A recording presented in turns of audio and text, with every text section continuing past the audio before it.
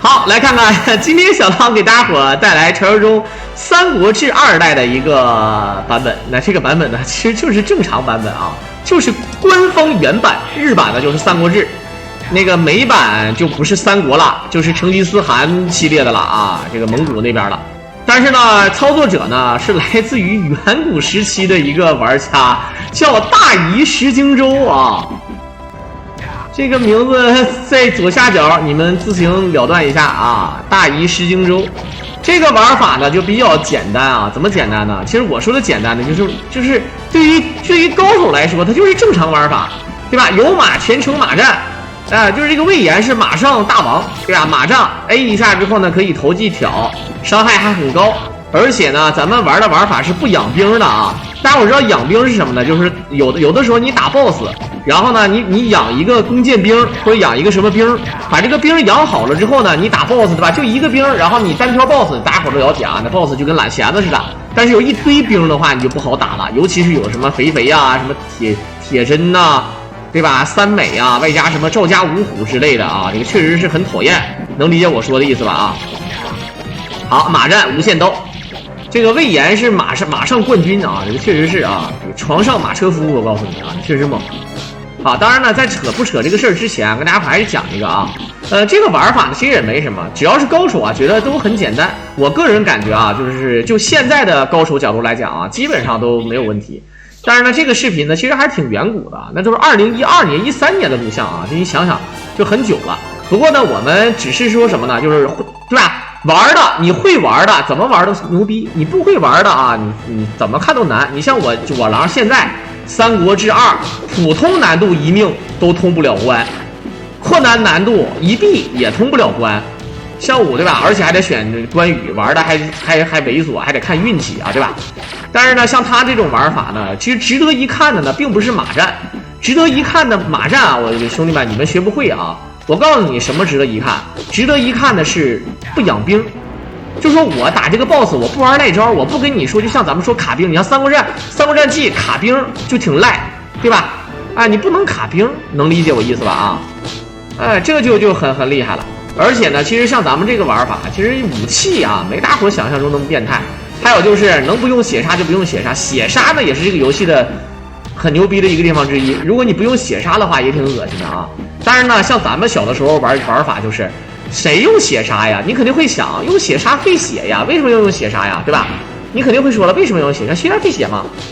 但其实呢，无论是即便是普通难度，就别说困难，就算是普通难度，碰见怪打你，第一时间血杀你也是不亏的。第一，血杀没打中目标，你是不费血的。第二呢，打中了目标，对吧？帮你清理了一片这个，对吧？这个环境，让你把周围小兵全都给抵挡出来，然后呢，再通过走位去，对吧？去躲，就非常厉害，能理解我的意思吧？啊。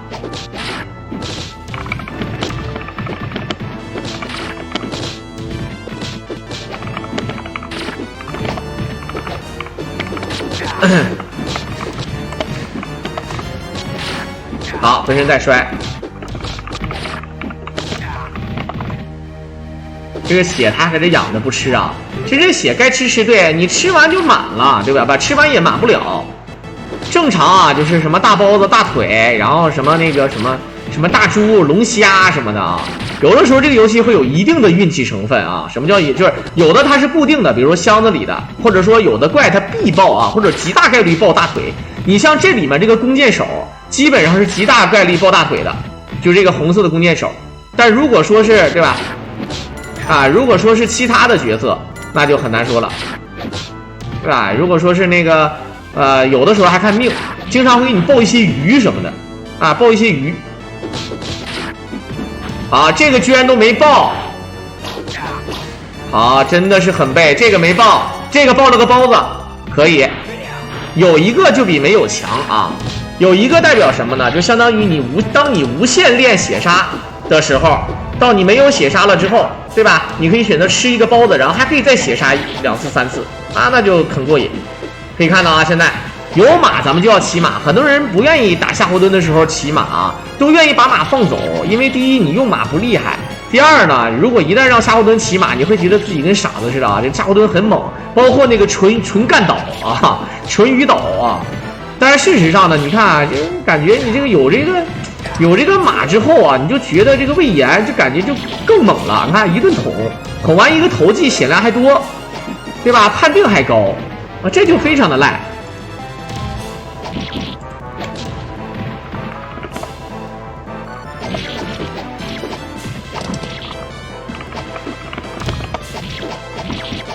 好，腿摔，再摔一手，一个仰脖啊，1、2、3，再摔，最后一点。你看他现在血杀都没用啊。好，这个是这不是血杀啊，这是前跳啊。好，徐锦江，你看这人像不像徐锦江？就是徐锦江演的那个《水浒传之英雄本色》里面那个鲁智深。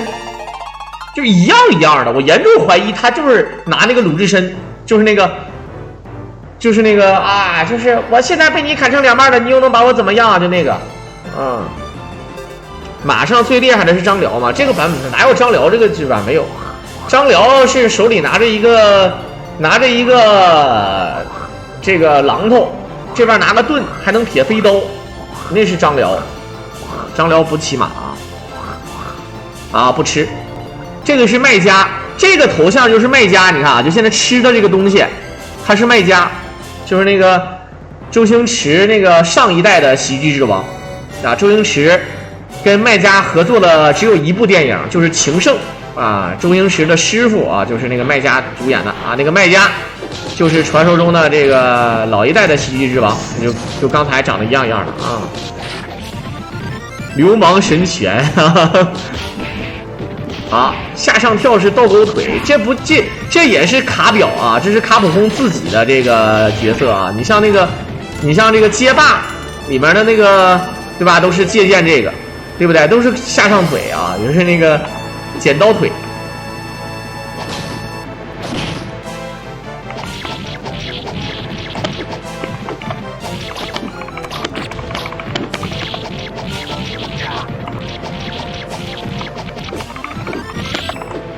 好，一个前头，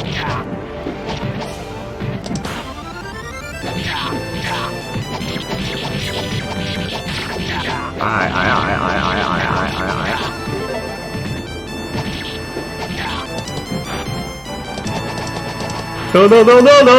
噔！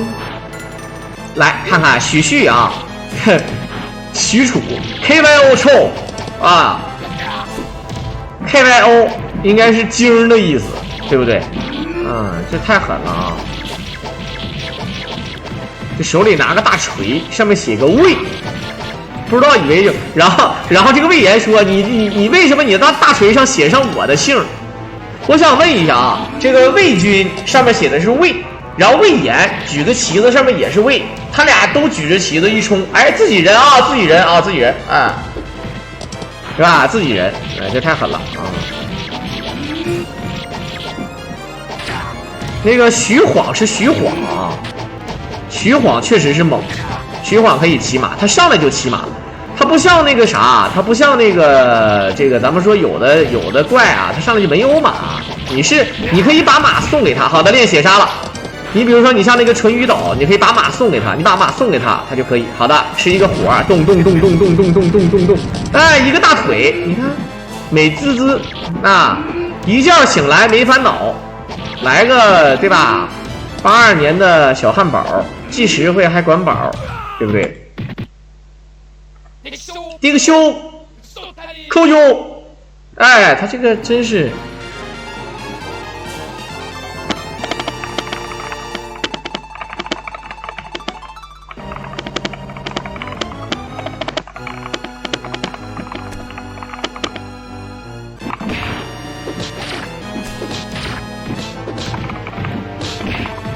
噔，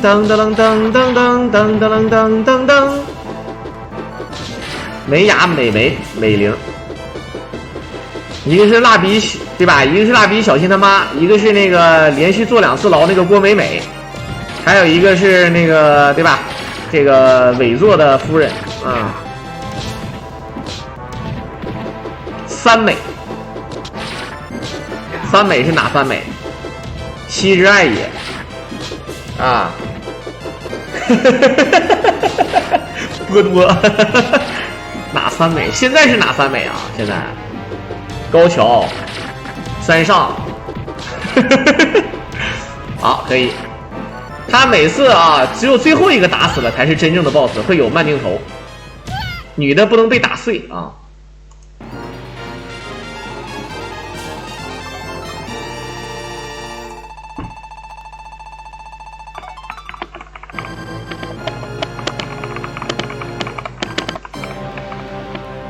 当当当当当当当当当当，好，这个传说中的白河，我感觉其实啊，你们没发现啊？你们要问我啊，这个三国时期的这些武将里面有没有什么属性？我想说，如果有属性的话，关羽一定是水属性的，关羽就会用水淹人啊，真的，对吧？诸葛亮他就是放火，周瑜也是放火，都是火系的。啊，诸葛亮火系，对吧？然后呢，张飞是啥？张飞是土系的啊，特别喜欢就扬起尘土以作伏兵。啊，赵云是什么系的？兄弟们，赵云什么系的？赵云是木系的，对吧？生命力非常顽强，七进七出。哎，这就很变态啊。那黄忠就是金系的，对吧？斩将杀敌，远距离攻击。吕布那就厉害了啊！如果你分析吕布的话，面条系，抻的可细了啊！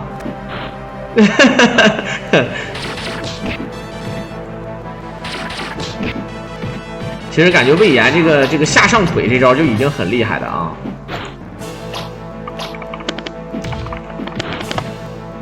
当当当当当。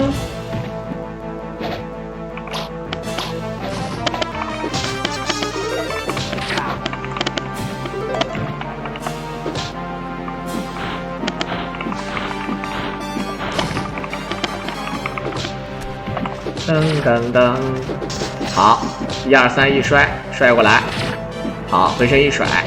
就我感觉这个性交啊，这个性交，这小子娇忍啊，娇忍传。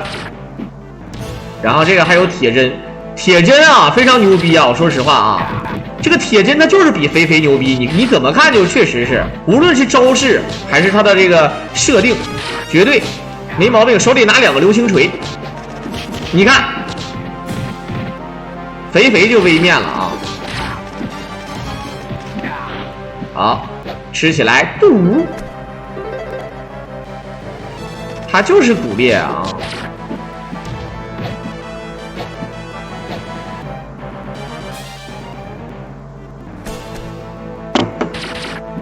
赵锤，赵家武，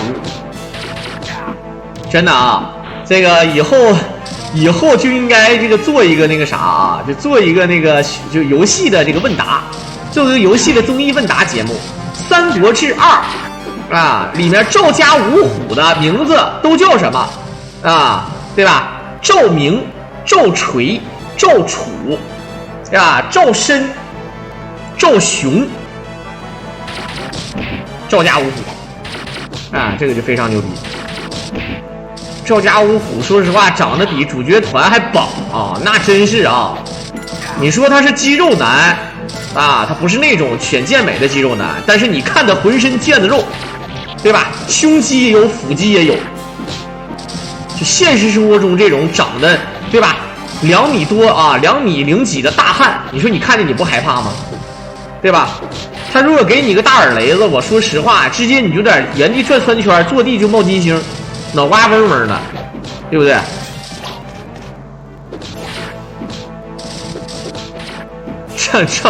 赵家五虎，赵云，赵云太狠了啊！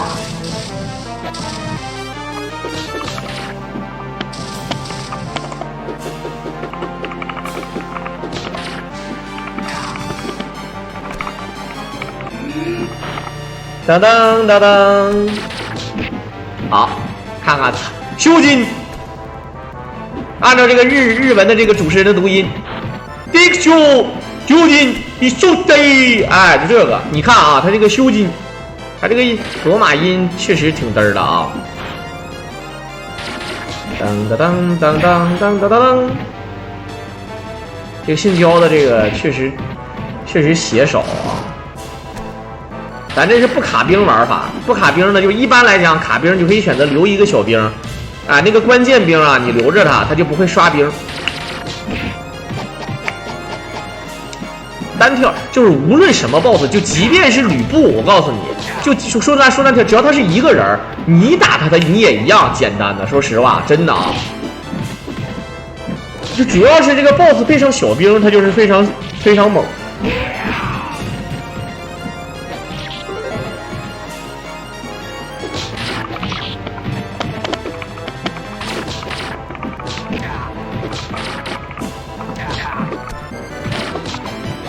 当当当当当当当当当，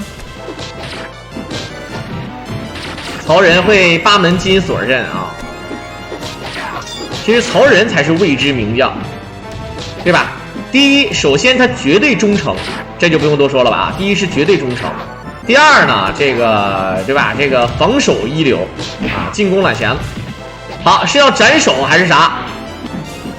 哎，想斩首装逼啦！啊，他想斩首啊，结果最后还是血杀。修金，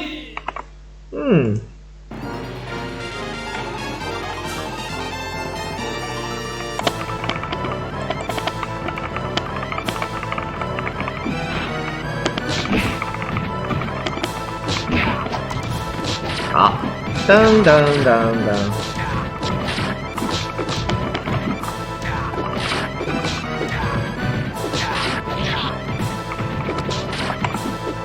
好，这里面呢，咱们看啊，长坂坡。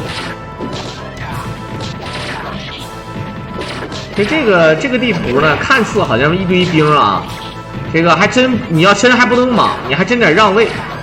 这就跟那个《三国战记2代》啊，你玩《三国战记2》，这个在长坂坡那关的时候，也是会有兵阵，它会围成一个阵。你要不用必杀或者用道具，或者说不猥琐的起手啊，真容易被人兵打，被一个阵打得很难受。好。这个有马了就一定要上马，全程马战啊！那他很多人说，那有的时候没有马怎么办？那没有马那没办法，对吧？有一个马战版是可以通过这个练一个招，瞬间召唤一个马，那个是另外的版本，咱们先不说。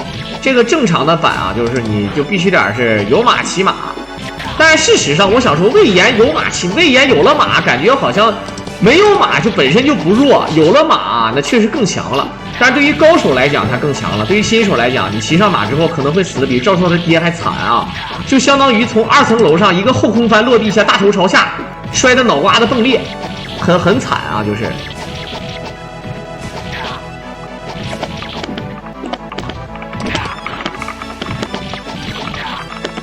当当当当当当当当当当。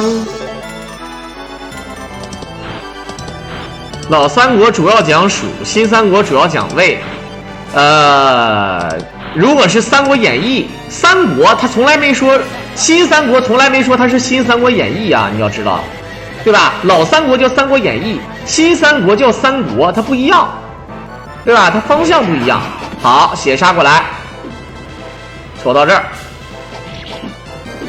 摔过来，一顿前顶就行，对吧？这一顿前顶就行，摁跳啊，不要连续的摁跳，就摁一下跳就行，3连就可以了。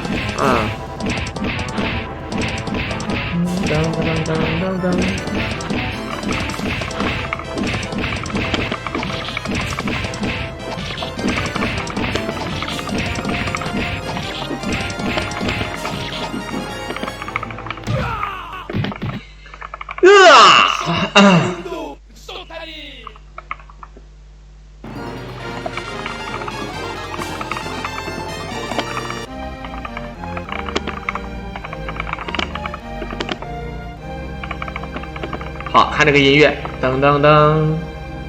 糜夫人长得好看啊，糜夫人脸，说实话，一白遮百丑，长得还好看，还对吧？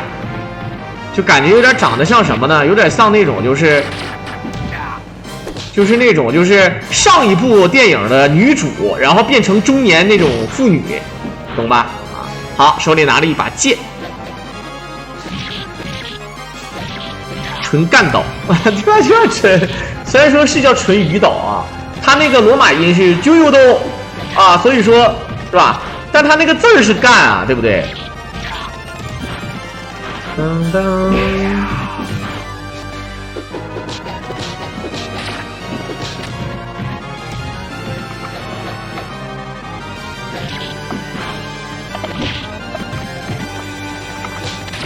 噔噔噔噔噔噔。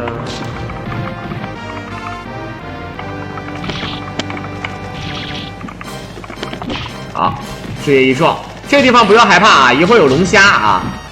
很多人说没有血了，一会儿不好打了，有龙虾啊，无所谓啊。龙虾是这个游戏当中加血挺多的一个，当然虽然说不是最多啊，还可以。赵申。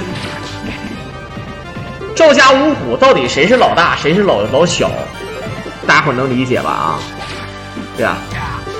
当然，这个根据我们正常啊伯仲书记这么起名，你分不出来。但一般来讲，叫熊，一般都不是特别大，对吧？一般都是比较小才叫熊。我不知道大伙懂不懂我意思，对吧？如果是叫申，这个名字应该是家里的老二。如果是你像有工具名字叫赵锤，是对吧？起到一个工具的效果。老大是长子，应该是赵明，赵明应该是老大啊。你看赵明老大，赵申老二，然后老三工具人赵锤，对吧？然后呢是赵楚啊，接触的楚，然后是赵雄。我认为是这么分，大伙能理解我的意思吧？啊。但如果是按照老赵家正常起名，应该怎么起？应该叫赵博、赵叔啊，赵博、赵仲、赵叔、赵季。但是呢不好听啊，对吧？它不像姓刘、姓什么的还能好点，对吧？一般来讲呢，就虽然说名字里面可以随便起名，但是呢，你可以在字里面加上自己的行籍。大伙知道孙策是老大，所以说呢，就是孙伯符啊，伯仲书记嘛，孙伯符，对吧？那你说孙权是老二。对吧？对吧？他就是仲谋，孙仲谋，一个是孙伯符，一个是孙仲谋，对吧？好，你可以看到这有一把剑，这就是青钢剑，也是整个游戏当中排名第三的剑啊。排名第一的剑是草地剑，第二呢是圣剑，第三呢就是这个啊青钢剑，非常厉害啊。但如果说你看啊，这个你比如说司马仲达，那一定是司马家的老二，他才会这么起名。很多人说没听说他有个哥呀，那也有可能他哥死了啊，对吧？对吧？如果长子死了，次子就是继承长子的位置啊，要死血杀，你这就不好说了。这个地方我玩的时候都挺难的啊，没想到他上头了，他早就应该血杀，或者是直接捡剑，好，直接青钢剑。七彩剑不厉害啊，七彩剑没有这个啊。青红剑不认识字儿啊，那就是青钢剑啊，你随便，那就是小日本他做东西就不太会懂啊。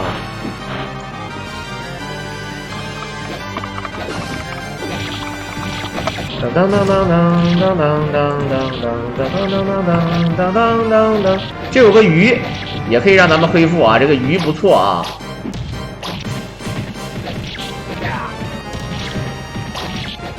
好，这个砍的话，你看哇，运气是真好啊，这运气是真好。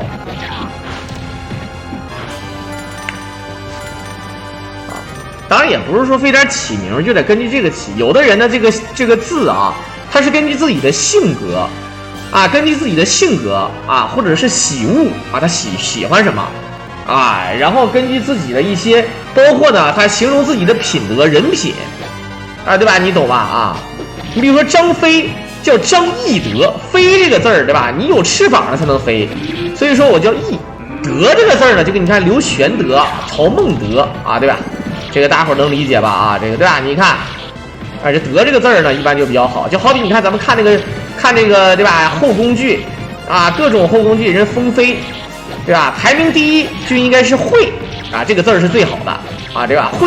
惠这个字儿，你比如说惠妃啊，这个就是最牛逼的啊，惠啊，也有比如说有德妃啊，还有什么宜妃，像这些字儿啊，都是有就是类似于像皇帝的封号、谥号一样啊，对吧？这就很厉害啊，大家伙能理解？你看啊，这个你包括还有人写，比如说你像有的人说自己，比如说有长处啊，比如说云长啊，魏延叫魏文长啊，对吧？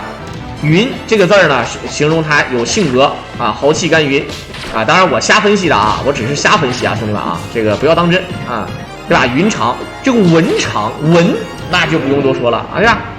文武啊，对吧？你这个也有说法啊，就是你有这个要说这个字啊就很厉害，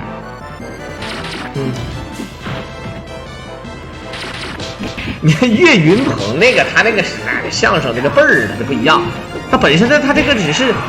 对吧？那是他论资排辈儿啊，对吧？那就跟那个佛门中人都姓释，对吧？都叫释什么，对吧？出家了就不是自己家了，出家了只要你不还俗，你按理说你都叫释什么什么，对不对？你能理解我说的意思吧？啊，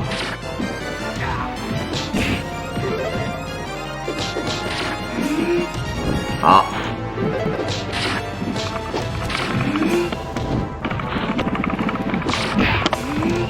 噔噔噔，阿蛮呢？那不是孟德吗？德也大家伙也知道，就是一个对吧？就是一个正常的一个字当中比较常见的啊，形容他的这个人品啊。当然你懂的啊，门起长。你比如说马孟起啊，孟这个字儿呢，可能又占这个对吧？你比如说你像孟子，孟也占这个东西啊。但是就是说咱首先咱第一啊，先瞎编，咱可不是说说的是真事儿似的啊，因为咱毕竟啊不是那种资深的那种就是关于这个文学的教授，但是我是学这个的，但是多多少少能理解。对吧？有的时候呢，他可能一字多义，对吧？一个字它多义。其实你比如说天地玄黄，宇宙洪荒，对吧？你刘备为什么叫刘玄德？他非常强调自己的这个贵族的这个身份，他要占这个天地玄黄。你看，你不能占天占地吧，对吧？玄黄。对不对？这个就说明他贵族这个皇室后裔的身份，懂我意思？因为这叫刘玄德啊，你这个他不一样的，你能理解吧？啊，这个就很厉害啊，这很厉害啊。名字有没有风水研究？说实话啊，这个对吧？子不语怪力乱神，我想说个什么意思啊？就是说。这个一个人起名，他这个性格呢，还真有可能会被这个影响。就比如说你一个男的啊，你起名叫对吧？你比如说，假设你是个男的，你比如说我姓吴吧啊，那就必须要给你，比如说我小时候我妈妈就给我起名，比如说给我起名叫吴春花，对吧？比如说叫对吧？那你这个名对吧？他就不光就土到谈不上，他就说，对吧？你比如说给一个女的起名叫李建刚，你这个他就不是那么回事儿啊，他就容易让人家对吧？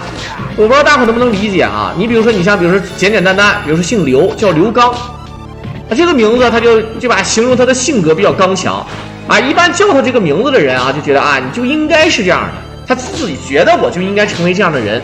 所以说呢，有一定的影响啊，再加上社会面的这个东西，有人起名起的比较文雅啊，他可能就偏文雅一点啊，对吧？有人起名这个不一样，有人起名有的时候不好听，对吧？你不好听，那你怎么办？有的时候就真不行了啊。你像有一些历史遗留问题还难一点，像这种什么叫盛南呐、英南呐、塞南呐。哎，像这种啊，那就没法说，他就是纯属是父母为了生儿子，或者说生了个女儿不甘心，认为女儿比这个儿子要好，所以说叫塞男啊、盛男什么的啊。我没办法，你独生子女嘛，那我生了个女儿又能怎么样，对吧？如果说他不行，我还要二胎，那我就要叫招娣儿啊，我就要叫招娣儿，那没办法，那他就是历史遗留问题啊，那怎么说，对吧？啊，龙虾，哈就是干啊。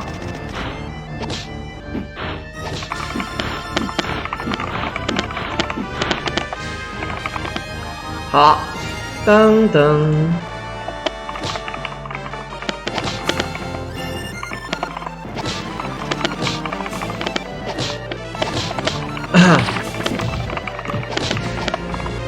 虎狼八卦腿，弱男啊！一说弱男嘛，还稍微少点，因为我当年看香港电影有个香港奇案之QG 邱淑贞演的，他在里面名字就叫邱若男对吧？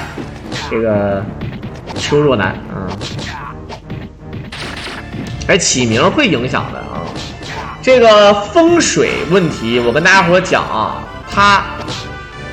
我实话实说啊，我这里面我们不说完全有用没用，我说实话，就是基本上你包括我这么跟大家伙讲啊，就是说风水有没有用？有用，包括在建筑学上，包括在什么呢？包括在这个就是比如说你包括你做什么生意，或者你干什么活，你一定要符合这个建筑的这个设定，要不然你都能理解我的意思吧？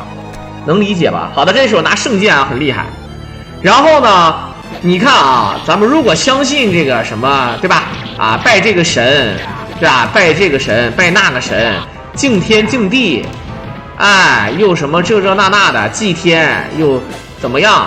然后呢，相信风水，这个地方怎么建，那个地方怎么整，说的挺好。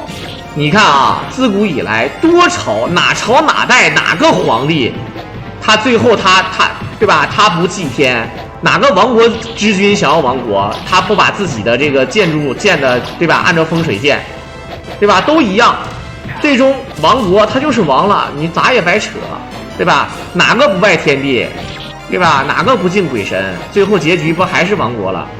没有用啊！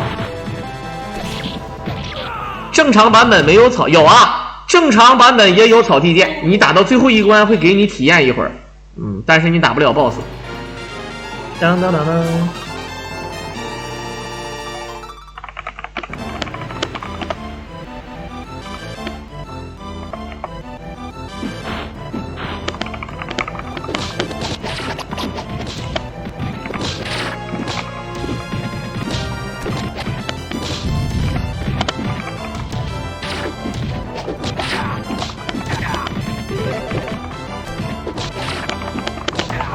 好，感谢我们的白嫖某韩11载一手大金卡。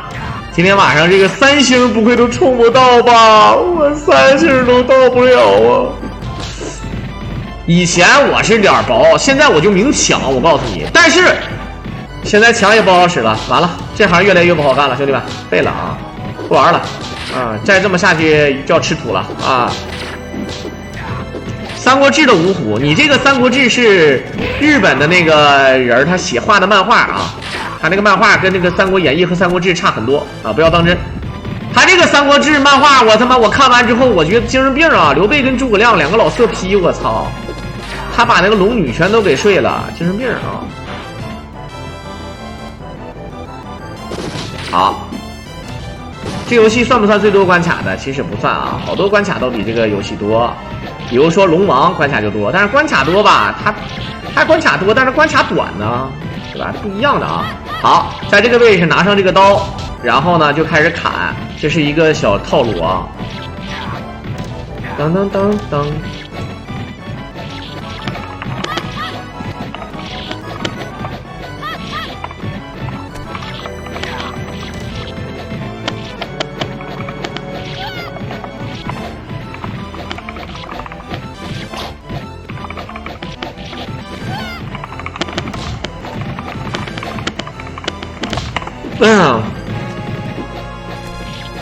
可以啊，现在其实我觉得我比较讨厌的，你像这个只要能斜着跑，我觉得是真挺讨厌的。斜着跑是真讨厌啊。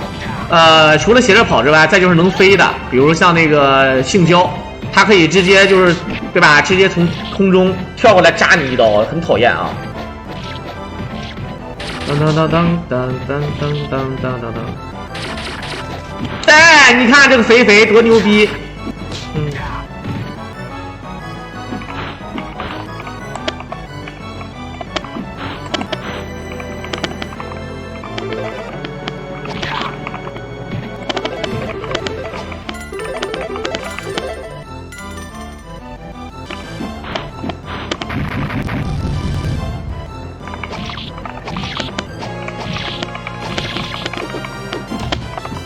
好，感谢我们的 T 情1986赠送的大金卡。虽然说啊，我们的这个人头是够了，但是人头够了没用啊！风水对人的心理产生影响，心理影响行动，行动产生结果啊。风水的作用，人强大这个没有意义，对吧？你像刘老太公，想当年敬不敬鬼神的我不知道，他生了个儿子叫刘季。啊，刘小四儿，后来改名叫刘邦，这个人成就帝业。想当年秦始皇何等威风，对吧？是吧？这他一个破他妈的亭长，然后天天对吧？这个混吃混喝，小流氓一样。说实话，就跟现在我说难听点啊，这不是啥好人，小流氓。然后呢，这个攀上人家那个高枝儿，攀上他媳妇儿啊，他跟他媳妇儿就是跟他老丈人玩套路啊，还最后还成了啊，对吧？后来一步一步成就第一啊，还真让他拿下了大汉江山。你说这人咋整？你说刘老太公想当年他拜天拜地拜啥什么的，他也没扯啥，他儿子咔就历史上第一个太上皇就来了啊。很多人说不对啊，以前也有太上皇啊，比如说赵武灵王啊，但是他不是太上皇，他是太上王。因为他并不是周天子啊，太上皇是谁啊？刘老太公嘛啊，对吧？他生了个儿子，他儿子都成年了，他还打他儿子，结果后来他儿子当皇帝，你说到哪说理去？你这玩意儿没法说啊。其实这个意思啊，咱说这个事儿啊，并不是说砸这个很多人的饭碗。你像我郎正常是学中文的，我要想玩点儿，对吧？这些东西。乱码七糟的，我说实话，一帮人你还说不过我。我实话说，你看像我这种能说会道的人，真让我做点功夫，做点工作，对吧？对吧？乾坎艮震巽离坤兑的，对吧？阴阳五行的，给你讲这讲那，起名预测风水。我说我研究研究，我不比这帮人差。你像好多网上的好多算命的那些人啊，都很，对吧？都很假。有的人懂点小医学，有的人懂点心理学。有的人就生骗，对吧？你这到哪说理？没法说。好，再次感谢我们的 T 情1986赠送的1张大金卡，2张了，哎，没毛病啊，兄弟们。好，1、2、3，回身一摔。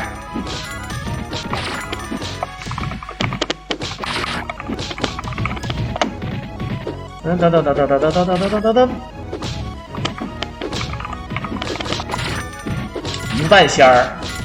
算命这个啊，还有测字什么的啊，其实吧，有好多人吧，因为他自己没有选择的权利啊。比如说像我这个天秤座的，有的时候呢，很多人喜欢看一些解梦啊，很多人喜欢看一些这个，比如说像什么找算命的什么的，能理解啊，能理解，也是心理作用，对吧？但是呢，有的时候你这个就像我说算命，你比如说你像那个。啊，《水浒传》里面讲这个吴用去找这个谁，不是说你好的就算命，他有的人他一看你知道你想算什么，对吧？有的人他希望你说好话，他就是来求安慰的；有的人呢就是对吧？他就是他好，他这人就是好，但你就不能说他好，你想赚钱你就得说他懒子，对吧？你说他马上就要遭灾了，对吧？而且天机不可泄露，我泄露了，已经实属。这个有点不行了啊，但是呢，我们可以去破这个事儿，但是呢，肯定得需要钱，对吧？肯定得需要钱啊，而且吧，你还得不能当舔狗啊，你还不能明要，对吧？你得说，哎，不行，这事我可整不了啊，这个事儿我整不了啊，我把钱退给你，命寻他人啊，就跟吴用似的啊，那，对吧？你能理解我意思吧？啊，好，这要死，先血杀一手。没有，他摔一下，我操，这个运气，这个点儿是真好，这个点儿啊！当当当当。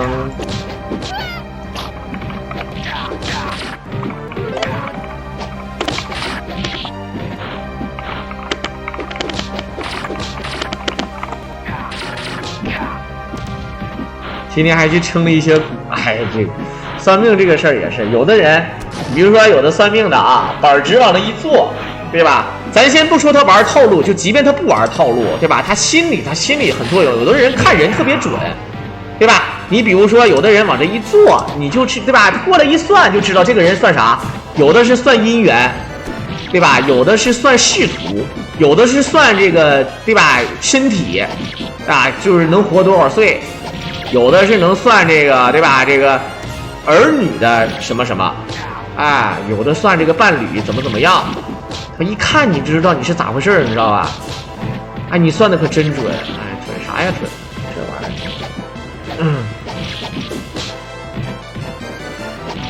那个知道你姓什么怎么弄的，那他的纯属是给你在玩游戏玩变魔术那就是给你几个卡片，他问你这个卡片上有没有你的姓，对吧？如果你有姓的话，他就可以通过某些排除法，他那个卡片就是可以通过就是数列排序，然后去搞事情。你懂了就懂啊，懂的都懂啊。碰见这种事儿我不跟你说过吗？想当年我跟我哥们儿在深圳，对吧？有一个人就说，对吧？因为我那个哥们儿确实他命不咋好啊，号称命不好，因为他确实是这个挺难受啊。好，你告诉我这个叫不卡兵，兄弟们，你管这个叫不卡兵，我尼玛，你逗我啊！这其实就是卡兵了啊。但是呢，由于他骑着马，再加上已经快死了啊，我就装作看不见啊，这个其实就是养兵了，这明显养兵啊，兄弟们啊。那个，哎，他说兄弟，对吧？我去看看那边，我就想算命，他说你看这个，他说你不说，对吧？你不说话就能知道他名，对吧？就能知道他这个是姓啥。我说他那个是骗子，我说就算他不是骗，他能算出来你姓啥？他没有意义，对吧？他确实没有意义啊。很多人说那一般姓张姓王能算出来，他姓的比较姓嘎咕，比如说他姓那种比较少数民族的姓，比如说姓巨啊、姓朴啥的，像这些能算出来。哎，那你越是那种生僻的啊，越能算出来，你越这样越好算。啊，你反而说是你姓王、姓张、姓李、姓赵、姓孙什么的，他不太好算，不过也不难算。他肯定会为了保证让自己啊，他肯定会让你多看几张卡，只要你看他没有，不好意思啊，他一下就知道你姓啥。当然呢，我是怎么破掉这个东西呢？我不用跟他算魔术的问题，我就直接我说不说话就能算出来姓啥。他说你相信我能算出来。我说真能算出来，我说那我说你算准了给10块钱，啊，那是2006年。我说那你算不准呢？他说算不准你也得给10块钱。我说你算不准也要给10块钱。他说必须要给。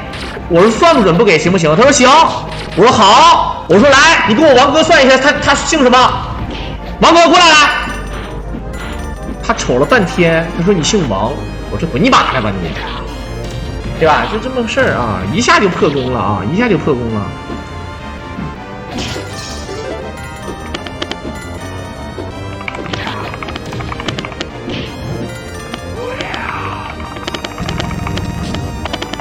当，这种人就是他，我不知道他把我当傻子还是怎么样啊，我不太懂啊。就这种人特别有意思啊。然后当然我实话实说啊，我就说这个意思啊，就是包括有一些算命的说准说啥的，其实第一也是心理作用，第二呢，比如说你听闻这个人算命比较准，然后呢你去了。有的时候，为什么像这种都是在这个农村啊，都是在乡村，而且你开车很远，对吧？你去的时候，可能你的信息已经泄露了。我不知道大伙能不能理解啊？而且有的人他为了保险，他没有泄露，那你过来就问你，那你算啥，对吧？而且都排队，甚至有的排队的都是自己人。我不是就你现在有好多网红店，他为了，对吧？你有些网红店他也让人自己，我不知道大伙能不能理解啊？我说这个事儿吧，很多人说小拉我就碰见一个算的可准了，又什么还有这个什么黄皮子上身的，又这那的，也别扯了啊！我总跟大伙讲嘛，我小时候我隔壁有个小老弟儿，比我小1岁半，比我小2年级，对吧？那就是黄皮子上身，鬼上身，对吧？好几天给家里，第二对吧？这妈哭的不行了，跟我妈说，就我家邻居嘛，说那个孩子那个什么，这孩子那个。晚上说梦话，说那个墙上有个小矮人，说外面石头会说话，神的刀的，然后作妖，对吧？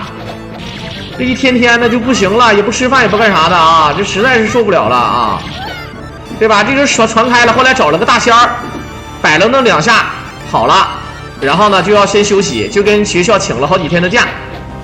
后来我问他，我说你这事咋回事？他说我不想上学，我不想写作业。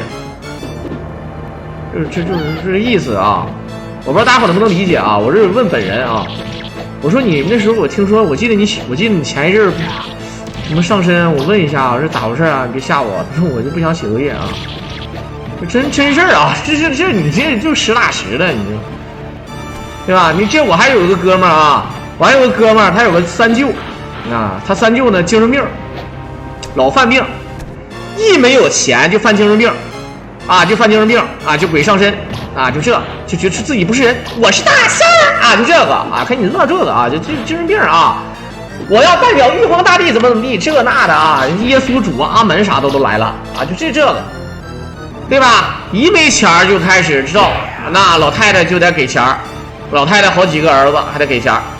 后来呢，找了这个去精神病院也不好使，人也不能在精神病院里待着，在精神病院里待着真不是人待着的啊，待几天不行要出来。后来说这事儿咋整啊？说是不是对吧？有对吧？有这个邪灵啊，还不是有啥缠着他啊，对吧？就寻找个人呢，就找谁呢？就是我这个哥们儿吧，这是他姥姥家的事儿，但是我这个哥们儿他爷爷就是干这个的，就是干这个算命的啊，就干这个有点。啊，小半仙儿这种感觉啊，他爷爷呢，毕竟是自己家的亲戚啊，他不像说真的是花钱的，他不花钱呢也不给钱啊，要解决咋解决呀？对吧？你们都出去吧啊，都出去来，我俩在一个屋里啊，这身他肯定是，对吧？有恶鬼附身，来我搞定一下。后来据说就是怎么驱鬼啊，物理上的驱啊，怎么驱啊？就抓着他，就这个啊，你们上不上身？有没有鬼？有没有鬼啊？有没有鬼？就这样，有没有鬼啊？大爷你别打了，我没打了，我认输，我服了，别打我，好吧？别打我，我没事儿，对不起，我没事了啊，别打我，别打，好吧？我知道你打我不负责任，你别打了，我认输了啊。后来呢，直到我这个哥们儿他爷爷去世啊，然后他都没犯病，但是我这个哥们儿他爷爷一去世，他就开始了啊，这个啊，没法解释啊。好 ，OK， 那这就是传说中的《三国志2》啊，咱就是讲这个事儿啊。在片尾的最后呢，也是感谢大家的收听。其实呢，在打徐晃的时候呢，他还是有点卡兵的啊。我实话实说，但整体来讲呢，毕竟是一个远古时期的作品，而且技术方面呢，确实很全面。个人感觉他现在玩的话，应该会玩得更好。在片尾的最后呢，也感谢大家的收听，我们就下期再见吧。